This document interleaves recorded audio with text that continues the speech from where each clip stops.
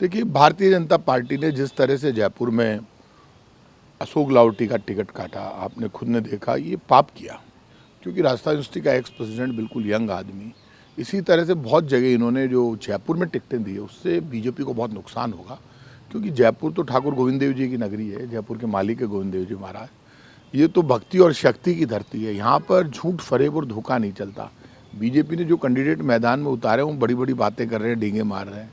पूरा देश, पूरा आज़ादी की सिपाही शहीद भगत सिंह का नाम ले रहे हैं, राजगुरु सुखदेव का नाम ले रहे हैं, अपना खुद का काम नहीं बताया। लोग उनको जानते ही नहीं है, लोग हंस रहे हैं कि कौन है ये लोग, क्या इनकी राजनीतिक भूमिका है, क्या इनकी सामाजिक भूमिका है, कब ये सड़क पर थे, कब इन्होंने कोई काम किया जयपुर के लिए, कौन सी सेवा की।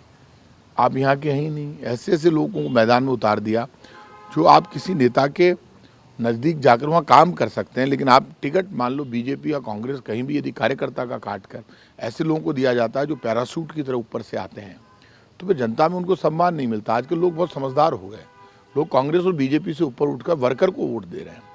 ऐसे लोग जो बिल्कुल नए, खुद के बारे में खुद ही बताए, नेता वो होता है जिसको लोग नेता माने, नेता वो नहीं होता जो खुद के बारे में डींगे मारता रहे। अब जो लोग नेता, सिर्फ अपने नेता का दो तरह के नेता है। एक नेता वो होता है जो खुद के काम के आधार पर और खुद के नाम के आधार पर वोट मांगता है, तो हम तो हमारे राम और हमारे काम के आधार पर वोट मांगते हैं। कुछ नेता ये जो बड़ी बड़ी बातें कर रहे हैं, बार बार 10 बार प्रधानमंत्री जी का नाम लेते हैं, तो लोग हंसते हैं, बोले भाई साहब यहाँ आपने कोई काम किया? बोले नहीं। क्या कर रहे हो आप? बोले डींगे मार रहे हो। तो डींगे टूटना चलती है, झूठ नहीं चलता ना, झूठ का भगवान साथ नहीं देते, ऐसे लोग निपट जाएंगे। एक ऐसे कैंडिडेट जिन क्या जातिगत वोट हैं उनकी भी जानकारी नहीं है, ऐसे लोगों को लोग जो है वोट क्यों दें? बीजेपी के तो भारी नुकसान होगा जयपुर की सीटों पर। जयपुर में बीजेपी ने पिछली बार 5 सीटें हारी थी, इस बार 8 में से 8 कांग्रेस पार्टी जीतने जा रही है। बिकॉज ऑफ बीजेपी की जो टिकटें देने का काम इतना गलत हो गया इनसे कि इनके कैंडिडेट सब हार रहे हैं। यहाँ पे कांग्रेस पार्टी जीत रही है, ये मानकर चलना।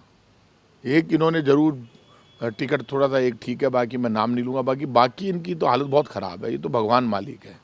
इन्होंने जो टिकटें दी, पता नहीं किस कार्यकर्ता बेचारा परेशान है, बीजेपी के कार्यकर्ता को पूछ नहीं रहे, स्काई लैब उतार दी। ऐसे कोई तो ना होता। आप बीजेपी हो या कांग्रेस हो, कार्यकर्ता का सम्मान होना चाहिए। जो 5 साल तक कहीं कभी दिखे नहीं, 5 साल में कभी आए नहीं, किसी गली में गए नहीं, बीजेपी हो या कांग्रेस हो, उसके कार्यक्रम में शामिल हुए नहीं, आंदोलन में हुए नहीं, अब आप अचानक आगे डींगे मार रहे हैं, बड़ी बड़ी बातें कर रहे हैं। आप हैं कौन?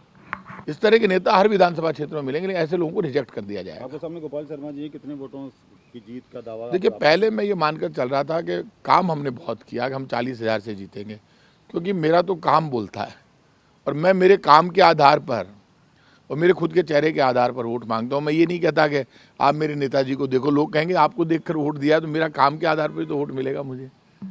तो यहाँ पे पहले हम 40,000 से जीत रहे थे, अब हम 50,000 से ज़्यादा वोटों से जीतेंगे, क्योंकि कैंडिडेट बहुत कमजोर है। जानता ही नहीं, मैं खुद ही नहीं जानता ये कैंडिडेट कौन है, कहाँ से आए, यहाँ के रहने वाले हैं नहीं, सिविल लाइन्स के, तो लोग कहाँ से जानेंगे?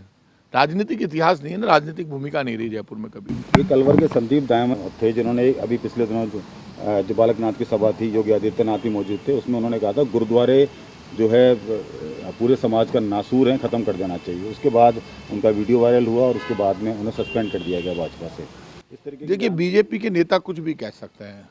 गुरु ग्रंथ साहब की पूजा करते हैं हम सब लोग, और गुरु ग्रंथ साहब में तो राम ही राम का नाम है, क्या नहीं है, राम ही राम है। तो गुरु नानक देव जी महाराज की तो सारी दुनिया पूजा करती है। ग्रेट है, बोले सो निहाल, सत श्री अकाल, वाहेगुरु जी का खालसा, वाहेगुरु जी की फतेह। तो जब धर्म पर जब भी हमला हुआ, जब भी धर्म पर कोई आफत आई, तो पंजाब के सरदारों ने और राजस्थान के रियासत के उस समय के राजाओं ने बड़ा मुकाबला किया। तो ये बात कहना गलत बात है, पाप है ये तो। एक राजस्थान में क्या, क्योंकि बीजेपी भी दावा कर रही है, राजस्थान में 156 प्लस है कांग्रेस पार्टी, 156 का नारा आज भी लागू है। दिन पर दिन बीजेपी डाउन हो रही है। आप देख लो, इलेक्शन जैसे जैसे आगे बढ़ रहा है वैसे वैसे बीजेपी डाउन हो रही है। तो नाराजगी वगैरह जो विधायकों में है, प्रत्याशियों में, क्या उसको कंट्रोल करेगी कांग्रेस? नहीं, नाराजगी कहाँ नाराजगी, आप बताओ। सिविल लाइन में तो कोई नाराजगी नहीं है, नाराजगी तो बीजेपी पार्टी में चल रही है, हमारे यहाँ कांग्रेस में तो कोई बात ही नहीं है। शांति धारीवाल जी को टिकट दिलाने में कामयाब, धारीवाल जी को बधाई, अब इसमें क्या है।